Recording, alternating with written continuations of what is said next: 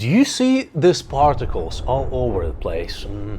These particles were the only reason, the only justification I could find to make this purchase. For professionals, it's actually a good choice because it's not as expensive as Quadro type cards. The drivers suck, but generally it's a good suggestion to buy this card because of the memory. And that memory is good for 3D modeling, for emitters, for particles, for stuff like that. But purely for gaming, that's insane. I paid $3,000 for it.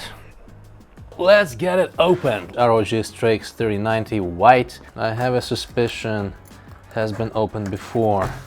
Hopefully by a supplier and not by some miner. I always liked the packaging of Asus. So the seal is intact. This is the number. Very snug. Yep. As the other seal. Nicely done. Plain and simple. The moment has come. Oh, nothing, just a plastic. Come on. Okay, the moment has come. Ah, boy. Here it is. Let's savor this moment. I'll come back to this video. I'll check it one more time after I do this unboxing just to feel this joy. These Velcro ties, those are amazing actually. They're same as any other Velcro, but for some reason Asus are very slim and nicely made. We've got the small pouch and the ring, which is, why would you need something like this? Okay, apparently if you pay this type of money, you would like to have this type of ring to punch somebody. So this is the card itself. It just feels premium, heavy as hell. So of course the PCB is black. Of course it's black. Asus does not produce white PCBs as Galax does, the Hall of Fame. So the MLCC caps, you know, those are good. Ceramics, not the post caps. Like there was this issue during the launch, you know. The most expensive board is used here in Strix Asus. Hall of Fame is more expensive, yes, but Hall of Fame is too rare to find. So this is one of the best you can find on the market, assuming you can actually find it, of course. You've got 3 8-pin connectors here. The performance mode and quiet mode, which changes the fan speed. It also changes the power limit. I think the last firmware Asus provided supports 480 watts of power, which is a lot. It's not the maximum. EVGA for the Win 3 supports even 500, I think, but that cooling solution that EVGA provides is inferior to this one. So even the power limit is higher there. The actual performance you'll get better here, purportedly. So not tested by me personally. Fan headers there, you see. You may attach fans right to the card and control it. The speed of the fans directly from the core. So depending on what the heat is, you may configure your fans to run from Asus software. That's nifty. I tried it on 2080 Super. It was nice. I actually kept it that way. Okay, we've got a triangle. Strange. Something that looks like a ruler. Ruler made of PCB. That's PCB actually. Nice. I don't think I would be carrying this around. Probably I'll sell it online for $3,000 at least. We've got some card in here. What it is for, I have no idea. Maybe a collectible? Is it? No idea. Looks nice though. Okay. Thank you note. Thank you Asus as well for creating this beautiful, gorgeous piece of hardware product. Okay, manual. Nothing else. I see why they made it optional. It looks nice. However, it covers this hole, so it gives a little block of air here. There is no RGB on top actually, you see? This is the old 2080 Strix. You can see that this logo has a very nice highlight, which 3090 lacks. 3090 has a better side panel, but I think it has a worse backplate. Looks beautiful, and if your case has a transparent side panel, the strip looks very nice, but on top I think it lacks some branding. On the bottom, there's the way it looks on the bottom. This is the 2080 Super also the 3950X, the processor, and the memory, which is 4266 G-Scale BDI CL17. So we have switched the system on. Let's check the power. Standby. System on standby consumes about 250 watts. That's a lot. The Tomb Raider is playable. It's playable as 50 FPS as far as I can see. We have the DLSS. That's the thing. Everything is maxed. If you go to the graphics, everything is ultra maxed, high tessellation on, blue motion blur. I switched it off, I don't need it, but everything else, as you may see, except the hair. The pure hair is low. So I don't want to mess with the hair. That's the very specific technology used there, but everything is maxed. It's 60 Hz, pretty good for this game. However, if we switch off the DLSS, I don't believe it will be that good. So we apply the changes. Without the DLSS, it's totally unplayable. I mean, some may argue that it is, but seriously, here in the corner, you may see the frame rate. That's the frame rate that my monitor produces this feature. It's really nice, but it's barely possible to even watch this. I mean, it's 20 frames per second. It's not even 24. 2019. And specifically for this game, the DLSS is nice. It's hard to distinguish DLSS versus non-DLSS, but if you want the clean, clear picture the way it is, the best possible resolution and settings using the anti-aliasing native 4K, this game is not playable on 2080 Super. I doubt it will be playable on 1390, the one that I have, but we'll check how it works out. If we switch on HDR, is there any difference? It's certainly very bright now and very beautiful, but I don't see much difference. 23, 24 if we're lucky. Usually we're not. It's about 20, 21 frames per second, so I don't see any HDR impact. So yep, basically the same. PUBG. It's not as difficult to run as other games, but it's badly optimized and everybody knows it, so there have been some hiccups when playing this game. Let's check the settings. Settings are maxed out, 4K, render scales 100, everything's on ultra. So currently here it is playable. After we land from the plane it will be a bit lower, so I'm used to have about 60 frames on this map, which is okay for a gaming experience, which is not okay for a competitive game. This monitor supports 144 Hz. I could never get those 144 Hz in this game, even if I lower everything to the lowest possible margin. Let's check what happens after we change our graphics card. When I played, I barely hit 50 frames per second, and I did play it for a year like that. So, oh no, boy, that's unfortunate. But yeah, I see you get about 60 frames here, so they optimized the game a bit. And of course, I couldn't just have left, guys. Like, I had to come back to this map and to run through the forest to do the proper test. Yeah, you see, now it's 55, exactly what I've been saying. 55 now, nobody around, and when you get into some close quarters with people shooting, like couple people's around, and you shoot as well, it gets worse. 55, it's better anyway, it's better than it used to be because of this patch apparently, but yeah, I can see already how it will easily go down. Let's check the battlefield, and right now I see about 55, 52 frames per second. It's okay to play, to enjoy the game. It's not okay to competitively compete in this game. Options, video, go into the settings, everything ultra. However, we do have DLSS, right? So that's why this game is playable. Without the DLSS, it wouldn't be so. So let's switch it off, DLSS off. Right now, not even 30 frames. It's less than 30 frames. Whoa, that's terrible. 15 frames, 15 frames.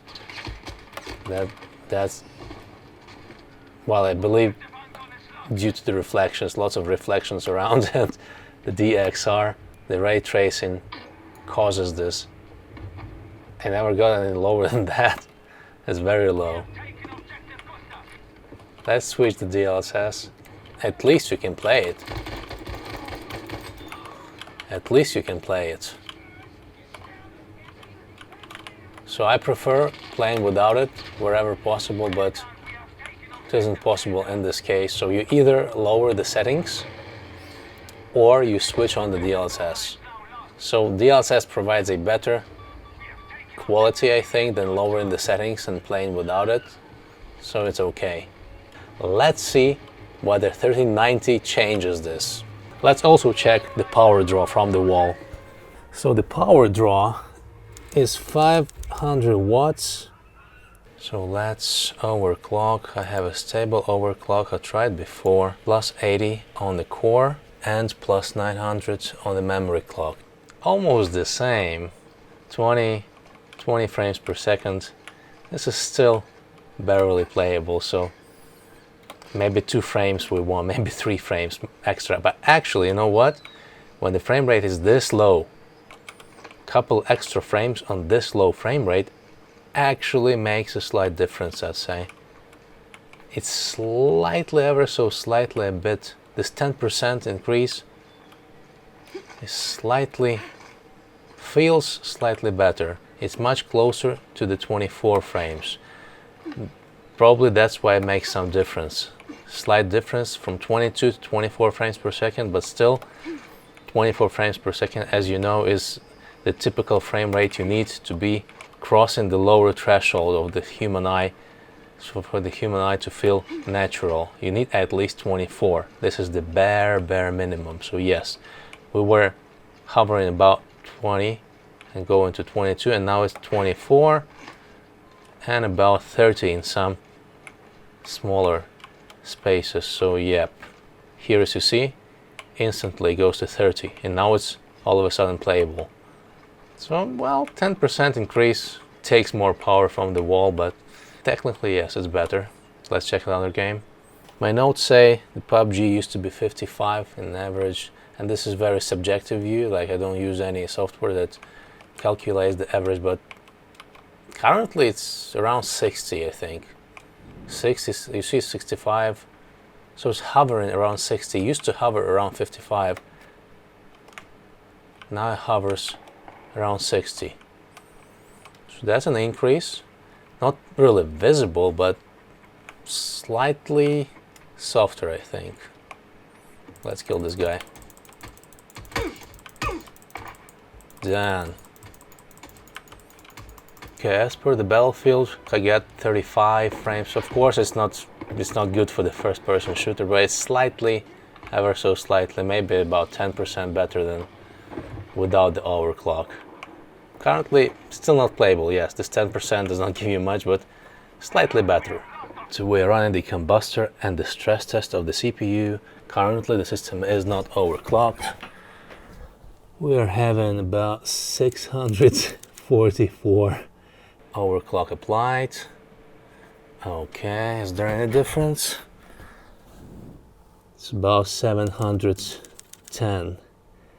This scenario is not typical because you don't run this intense benchmarks.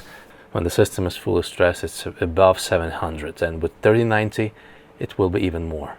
So size-wise, they are quite similar, guys. Both of them are not 3 slots, almost 3 slots though, but definitely not 4 slots. So that's nice, because there are some Gigabyte boards that are 4 slots, and that's insane.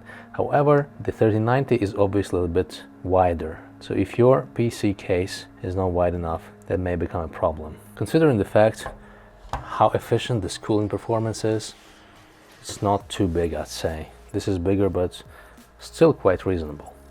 One extra thing typical for the 3090, they do not have USB-C. And this is not a big deal. However, I actually found myself using this one quite a lot. Like, I do have a couple on my motherboard, but I was using this. I mean, it was in a nice spot. I liked using it. It seems like not important at all, but it kind of is. I needed one extra USB-C because my main board has only one on the back, one on the front. So yeah, it was a nice addition. Like, those don't have it, so keep in mind.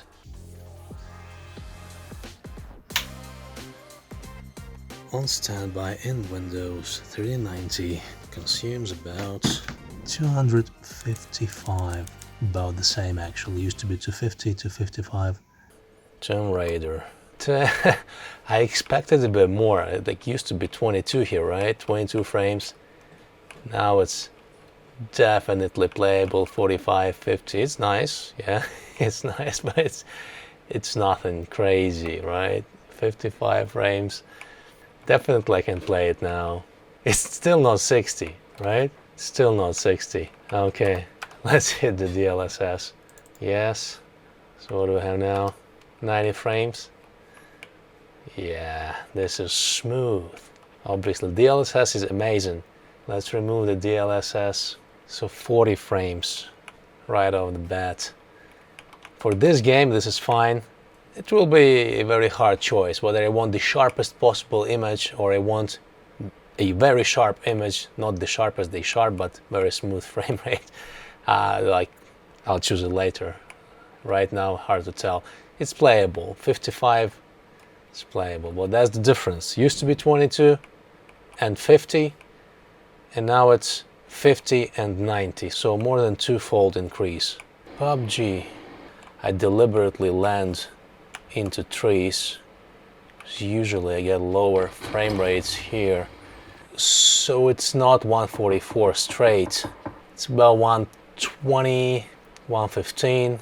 It used to be about 55, right? Right now, this is definitely competitive. It feels smooth. Feels amazing, guys. I'll be playing this a lot. Okay, there is a sound of a scooter. Do you hear it? It's outside of my window. It's not in the game. Twofold increase in frame rates. Used to be 55, now it's 120, more than 2 times. Battlefield. It doesn't get lower than 60, which makes it totally playable now. Let's hit the DLSS and see how it works out. It's not as sharp anymore, so the visuals are amazing but not as good as they can be. I can feel this kind of blur. I will be playing this game without the DLSS because I just like the visuals and I don't like the slight feel of blur that DLSS produces. It's up to 90. If you get into the water, it's lower, and without the DLSS, if you go out of the water, it's finer, it's better, it's 75. As soon as you jump into the water, it goes lower than 60. Goes more than 70 here. 75, let's say 70. So it's 70 without the DLSS. Improvement is about 2 times more frames you get. Before we overclock, let's check how much power it takes from the wall. 680 watts from the wall, which is considerably higher than it used to be on 2080. Overclock the card, it drains about 490 watts. I have added the stress test on the CPU as well, the maximum overclock on the card. Let's check the wattage from the wall. It is very close to kilowatt. 880, used to be 700, now it's 880, almost 900. So that's insane. That produces a lot of heat. Like, it's already hot in my room, it's 29 degrees, and this produces even more heat. So definitely I will push back to the stock, and the frame rate is about 50. We had 50 frames. Crash. Exactly. Shadow a Tomb Raider, overclock, try number 2. Right, so I have lowered the core clock to 100 offset. It used to be 130 offset. So it crashed constantly on 150, I lowered to 130, it crashed as well. So it's 100 offset. It's 2010 megahertz, 225. It may crash again actually, so it does hover around more than 50, I say. 60 there, it's above 55. Here it's always lower on this bottom ground. It's about 10, I think 7%, 7-8% overclock. It's too hot to get 5 frames, not worth the 5 frames. And about 150 watts temperature increase. I should use a benchmark probably, right? Should use a benchmark, but that's the point. That's actually the way you use the system. You don't use benchmarks all the time, you play the game. And currently for me, these 5 frames are not worth it.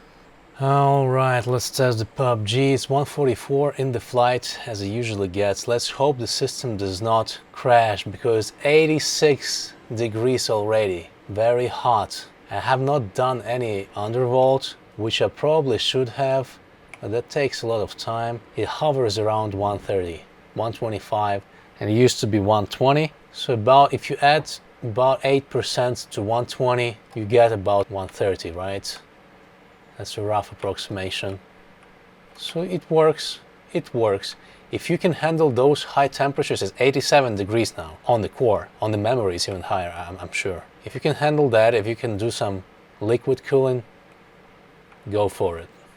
So far on air, with ambient temperature of 29 degrees, yeah, it's risky business, so not worth it. Okay, let's test the battlefield and let's wrap it up. Let's go and see that river. We have 78, 80 frames. And we did have about less than that. We had about 70. So we're looking at the same increase of about 8 to 10%, roughly speaking. Roughly speaking. So this was the river. So yeah, with 65, 66 was 60. So not a huge difference.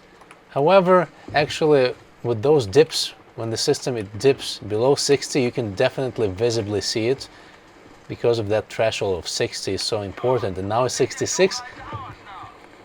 I have to confirm that it's actually better this way with this overclock. Those 80% actually make a difference here.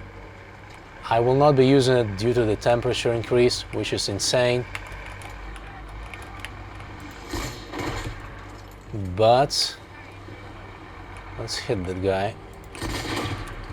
Nice. The card is amazing, the card is gorgeous, obviously it's much better than 2080 Super. It's loud, it's hot, and it's very expensive. So not a smart decision to buy this if you don't want to use all that memory, but if you need that memory, yeah, why not? It's cheaper than the Quadro, right? So for some use cases it's a good decision. But still it's much better than 2080. 2080 is not playable anymore on 4K. 3090 is. So we'll see the new titles come up. Maybe it will not be enough. Yeah, but so far it's good. Thanks for watching, guys. Links in the description. As always, stay tuned for more.